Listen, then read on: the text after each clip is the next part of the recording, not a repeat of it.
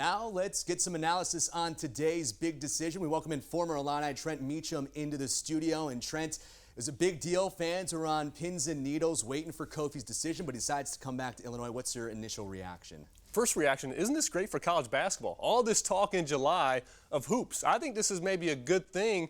You know, some may say it's like a free agency, but we're generating a lot of attention, so that's kind of fun.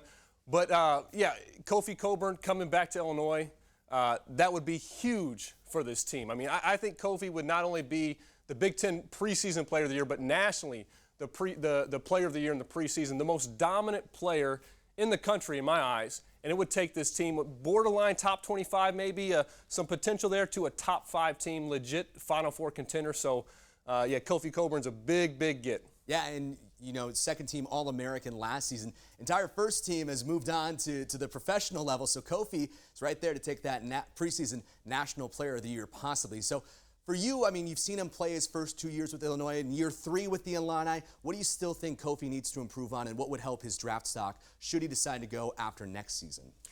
Well, it helped playing with Andre Curbelo, having a great point guard to throw the ball to him. But Kofi, a couple things. You know, the pick and roll defense. Can he show that he can move his feet laterally to guard smaller, quicker defenders? That's really key for him. And then offensively, not even so much developing his post game, but he's got to become a better playmaker.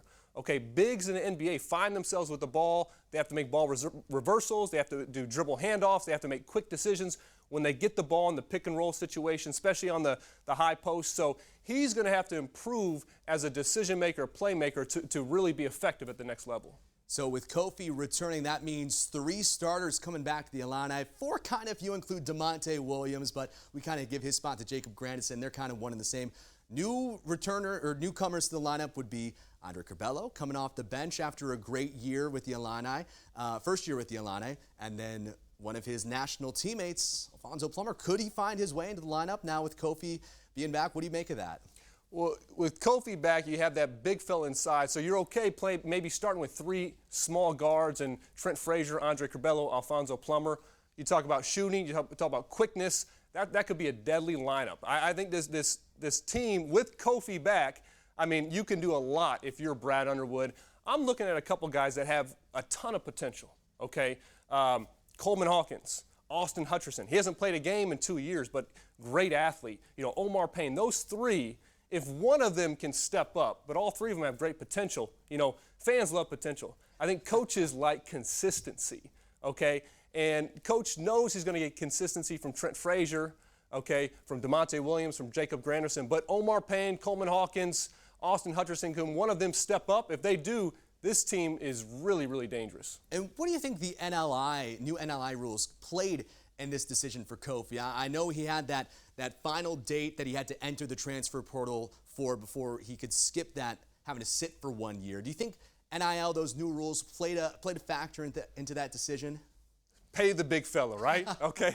It can't hurt. You know, Kofi Cockburn, I think he can make a living playing basketball professionally, but hey, if you can also earn some money while you're in school, if you have that opportunity, I'm all for it. I'm kind of a player's first guy. I wish I had it when I was in school. But hopefully he can make some, you know, market himself, make some money, learn in the process, set himself up. Hopefully that happens for him. All right, and, you know, finally, you already kind of mentioned it, what Kofi's return does to this team. I mean, as far as expectations for this season, you mentioned being a Final Four contender with them. What do you think the ceiling is with Kofi returning and, like you mentioned, possibly being a National Player of the Year contender? Well, you start with one of the best playmakers in the country in Andre Curbelo, the most dominant player in the country in Kofi Cockburn. That's a great start. You throw in some veterans around him, some of these promising younger players and transfers as well. So this team can be as good as they want to be. There's no doubt that Final Four shouldn't be in the discussion here in July. Similar to last offseason, that's a really exciting thing for Illini Nation. It's been a long time since we've been able to do that, especially for 2 years in a row. That's right. But this team can be very good. They should be competing for a Big Ten title. They should be having a chance to compete for a Final Four next March. All right, he's Trent Meacham on this edition of the Sunday Fast Break. Not on a Sunday, also not in basketball season. We appreciate you coming in and giving us your analysis of the whole Kofi situation. And it's exciting. Talking ball, talking hoops in July. Thanks for having me. We appreciate it. All right, we'll have more news coming up on our newscast and more on the website. You can check out WCIA.com as well.